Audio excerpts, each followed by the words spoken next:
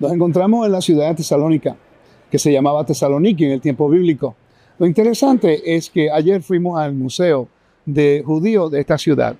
Allá nos informaron acerca de lo que ellos piensan que Pablo entró a una sinagoga, como dice la Biblia. En el libro de Hechos nos dice que Pablo vino a esta ciudad y fue a la sinagoga como era su costumbre en el sábado. Bueno, donde me estoy ahora mismo parando, en esta localización, en esta calle que se llama Demóstenos y esta otra calle que se llama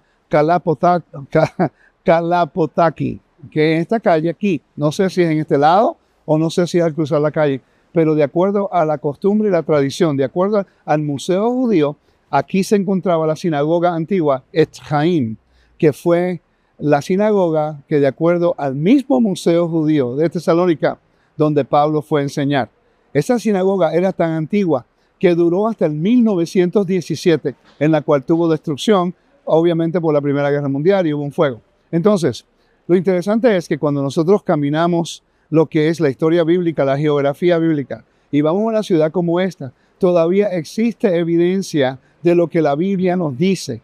El libro de Hechos nos dice que Pablo fue a Tesalónica, entró a la sinagoga como su costumbre en Shabbat. En esta ciudad había una de las grandes poblaciones judías en el mundo antiguo. Sobre 300,000 judíos vivieron aquí.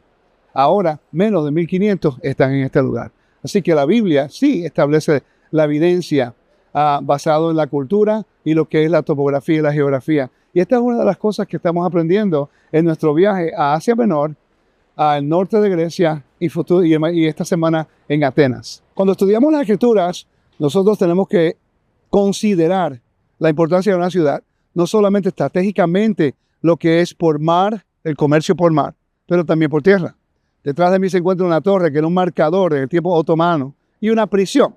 Pero lo más importante de este lugar, mientras sigo caminando hacia el puerto, era lo que están viendo detrás de mí, es el puerto de Tesalónica. Les voy a dar un poco de información acerca de este puerto y el por qué era importante venir aquí.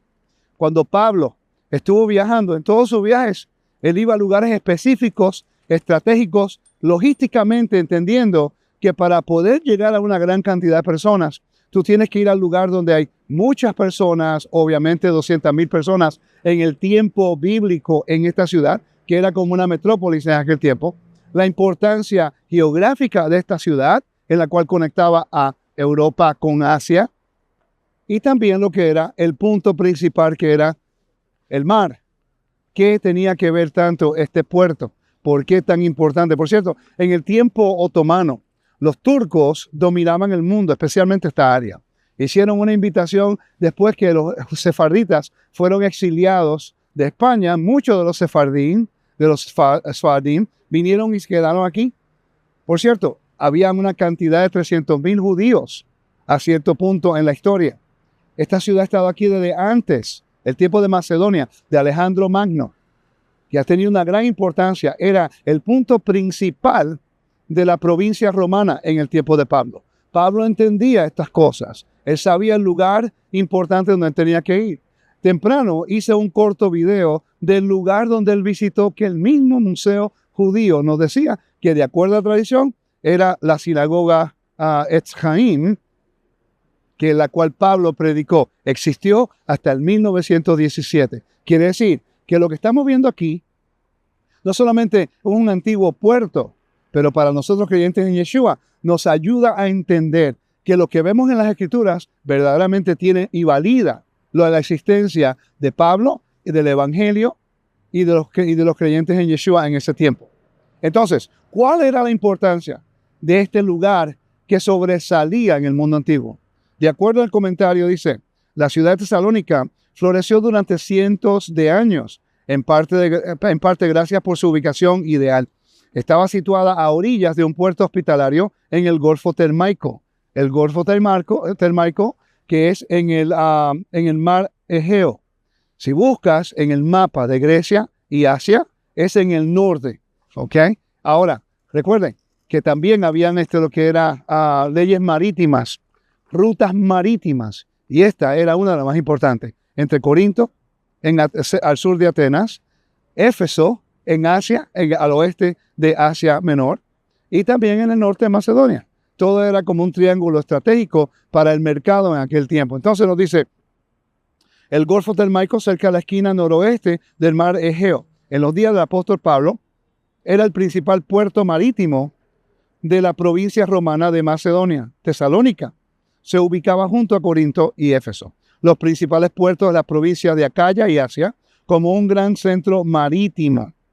Tesalónica no solamente tenía una ventaja de puertos y accesibilidad al mar, básicamente para un comercio era lo principal estar aquí, tenía accesibilidad a todo el mar Egeo, pero también tenía la conexión de la tierra por la vía Agnesia. Era lo que conectaba a Europa con Asia. Un gran punto céntrico de conexión entre Europa y Asia, no solamente por el mar, pero también por la tierra. Y esa es una de las razones por que Pablo vino aquí y tuvo tanto éxito. El momento que una persona aceptaba al Mesías Yeshua en esta ciudad, inmediatamente iba camino a su país natal. Logísticamente era el lugar más ideal. Y ahora entiendo por qué él fue a la sinagoga cerca del puerto. Alguien entra, alguien se va. Logísticamente Pablo sabía dónde tenía que ir, a dónde comer kosher. Vimos evidencia que los 1900, los 1800 tenían gran empresa acá. Los judíos de mucho éxito de negocios. Quiere decir que era el lugar perfecto donde él podía estar un tiempo para predicar el evangelio. Ayer estamos hablando acerca de cuántos lugares hay para poder hacer videos y grabar acerca de los puntos históricos que ocurrieron aquí en el tiempo de Pablo. Y no teníamos muchas opciones hasta que empezamos a caminar. Y a través de esta gran ciudad, de tantas personas que viven aquí hoy, es interesante que hay evidencia de un mundo antiguo. Cuando usted estudia la palabra, solamente ve una página blanca y letras negras. Pero cuando queremos investigar las escrituras, tenemos que considerar quién era la audiencia, dónde vivía la audiencia, qué creía la audiencia y cómo vivía esa audiencia. Estamos viendo aquí en Tesalónica de que para poder entender el mundo antiguo, tenemos que bajar 4 metros de lo que hoy se considera la ciudad para entender el mundo antiguo. ¿Cómo podemos entender a Pablo si no entendemos el mundo antiguo y dónde se encontraba? Esto es un ejemplo de la importancia de seguir nuestra escalera educativa. La arqueología, topografía, geografía, historia cultural, la cultura, para entender el texto cuando lo leemos. Es importante entender todos estos principios. Y aquí lo que vemos es remanente de un complejo y un palacio de un emperador. Pero sí, entre todos estos edificios, tenemos que pasar por un lugar específico donde hay evidencia de un mundo antiguo, en un mundo real donde la gente vivió y cual la Biblia testifica que Pablo, el apóstol, entró. Tesalónica no solamente es un lugar específico geográfico de importancia en referencia a lo que es mercancía, negocio, a lo que es moviéndonos de Europa hacia Asia, pero quiero darle un poquito de información acerca de la importancia de lo que era esta gran ciudad. Sobre 200,000 habitantes en aquel tiempo y una gran población judía que se encontraba, en la cual hoy, esta mañana, pudimos nosotros mostrar el lugar que de acuerdo al Museo Judío de Tesaloniki, nos dejan saber que existió una sinagoga en la cual Pablo, él fue, de acuerdo a la tradición, los mismos judíos entienden que él fue en ese lugar. Es una de las sinagogas más antiguas de la ciudad que sobrevivió hasta el 1917. Entonces, déjame hablarte un poquito acerca de Tesalónica. ¿Por qué este lugar es tan importante? ¿Okay? Dice, ciudad principal de Macedonia en tiempos del Nuevo Testamento, ubicada en la costa del Golfo Salónica, en la vía Egnacia, muy importante, que es la carretera que unía a Roma con el Bizancio. Por haber jugado un papel importante en la política romana, Tesalónica ganó los privilegios de una ciudad libre. Una ciudad libre quiere decir que tiene su alianza con Roma, pero no está sobre la autoridad romana, era autónoma, pero tenía una conexión muy ligada con Roma en la religión y también en su lo que es lealtad al Imperio Romano. Dice, en la metrópoli de Macedonia, en donde había una base militar y naval de los romanos, en este lugar, obviamente, por el gran puerto que tenían y accesibilidad a todo el mar, Egeo. La arqueología no ha logrado descubrir mucho porque una ciudad moderna, Salónica, ocupa el mismo lugar. Algunos críticos creían hallar un error histórico en Hechos 17:6, donde Lucas llama a Politarcos la autoridad de la ciudad. Pero se han descubierto 5 inscripciones en Tesalónica que usan este sistema de palabras. Es interesante que había un gran descubridor en los 1800, se llamaba Ramsay. Ramsay no creía en Dios y él empezó a buscar evidencia en Asia Menor. Es experto en Asia Menor. Y cuando fue a Asia Menor y comenzó a seguir la Biblia, después terminó siendo creyente porque vio que la Biblia era verdad. En lo que era aspecto histórico, la información que daba se alineaba perfectamente con todo lo que decía. Dice, por tener una sinagoga y por ser el centro más importante de la región, la visita a Tesalónica concordaba muy bien con la táctica de Pablo. 3 semanas en el segundo viaje misionero logró la conversión de algunos judíos y muchos prosélitos griegos de mujeres nobles, que no eran pocas, eran bastantes, en Hechos 17:4. Luego acusaron a Pablo de revolucionario y tuvo que abandonar la ciudad en Hechos capítulo 17, versículos 5 al 10. Pero la importancia de esta ciudad en el mundo antiguo es lo que logísticamente atrajo a Pablo venir aquí para él poder traer el mensaje. ¿Pero a dónde fue? Inmediatamente fue a la sinagoga en el Shabbat. Quiere decir que Pablo tenía un lugar donde había comida kosher, había una comunidad en la cual él podía confraternizar, y ahí tomó la oportunidad para presentar al Mesías, donde él fue acusado acerca de los decretos de Roma o de César, la cual hablaremos de eso un poco más tarde. En la ciudad de Tesalónica, o como se conoce hoy día, Tesaloniki, sabemos que geográficamente esta ciudad era muy importante en la conexión de Europa a Asia. Lo he mencionado algunas veces ya en estos videos. Y la razón por que lo sigo mencionando es porque Pablo entendía su importancia. Y cuando él vino a este lugar era sumamente próspero, una metrópolis, una gran cantidad de personas, era una ciudad libre. Y quería darte un poquito de datos acerca de la importancia de esta ciudad y después hacer una conexión.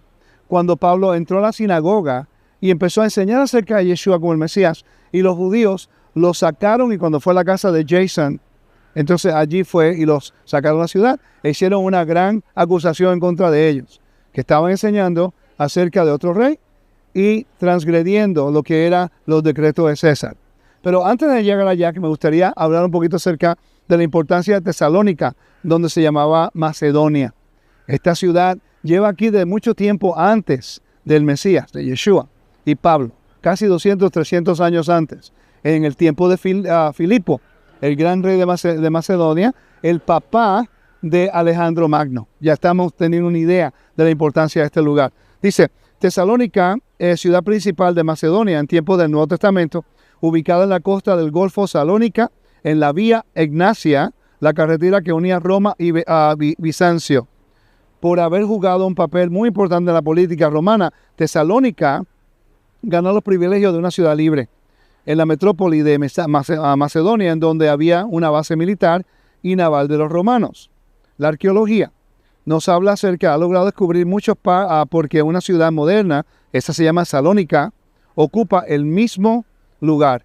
Entonces, cuando nosotros seguimos estudiando acá y vamos a leer acerca de Pablo en el capítulo 17, donde nos dice, voy a leer aquí, versículo 5 en adelante, dice, pero los judíos, llenos de envidia, llevaron a algunos hombres malvados de la plaza pública. Entonces, los judíos buscaron a la gente de la plaza pública, eran gentiles, ¿ok? Y eso es importante en el detalle aquí ahora. Y dice, organizaron una turba y alborotaron a la ciudad, y asaltando la casa de Jason, procuraban sacarlo del pueblo.